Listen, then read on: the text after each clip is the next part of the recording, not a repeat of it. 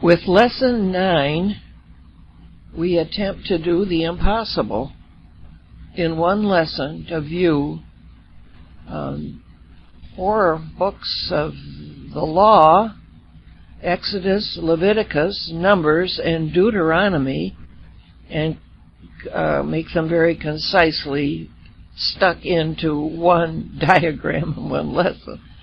It's impossible. I rely on you to read your lesson. It will at least fill in some of the gaps that you're going to experience with my narration here.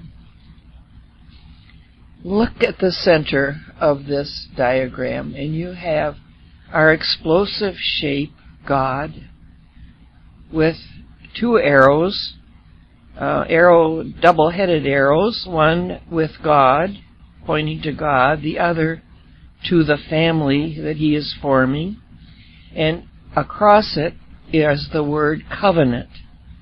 In our last lesson, we saw that covenant take shape on Mount Sinai, with the family of God down on the plain below, the almighty and majesty of God inflaming the whole mountain, with Moses the mediator, and Moses sprinkling blood on the people and on the mountain, binding them in this covenant of blood that will never be reneged on by God, and the people are to obey it.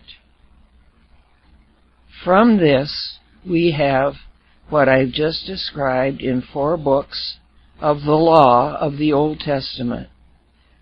They are the expansions that take place with the essential 10 Commandments.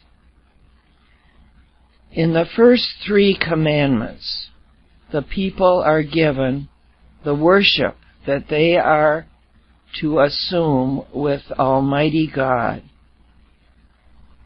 And from that worship of God, they will develop the different ways that will fulfill those 3 commandments. From the first, Moses is given directions of how to build a tabernacle where God will dwell with his people, where they will come to observe their ways of sacrificing, their ways of worshiping Almighty God. He was also given the directions for building an ark where the 10 Commandments will be placed perpetually. And from these 2 essentials spring the need for priests, Levites, ordination, holy garments, the beauty and glory of the tabernacle and the ark itself. And from this essential will come the ways of providing offerings to Almighty God, the sacrifices needed to clear the sins that will eventually overtake the people. They are there from the first. And this will be done all to fulfill the first 3 commandments of loving God with their whole being. Eventually, and of course this is a historic development, I liken it to the way our Constitution was formed 300 years ago, and how the development of that takes place through laws that are appropriate for our time. This is what has happened to the 10 Commandments given to Moses. He himself was given the direction of how to provide a priesthood, how to provide ordination, and how to set up the necessary sacrifices. But as time goes on, there are more and more additions made to purify and substantiate the worship necessary to Almighty God, but they are all done in a development, we'd say, of the first 3 commandments. Eventually, we will have Nazarites who are set apart by special vows and by a special way of life. The people of God will be given rules about how to assemble and what to assemble about and how to announce those assemblies with trumpets. Actually, as time goes on, the entire calendar is centered upon God and the covenant and the law.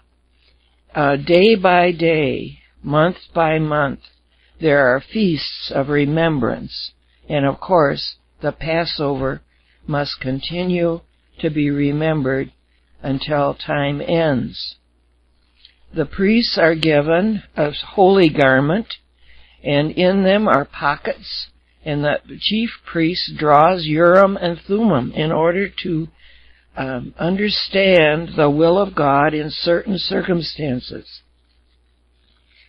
There will be a Sabbath in every week, and there will be a Sabbath year and a Sabbath rest for the people.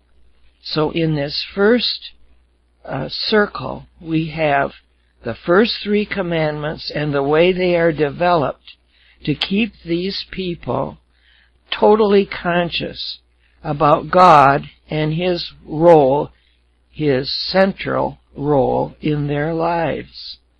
But that is not the whole of the 10 commandments. We also have 7 other commandments, and they are how to live a holy life. They include the food that is eaten, the sex practices of the people, their need for purity in their lives, how marriage must be free of adultery, how the family must be honored, the father and the mother.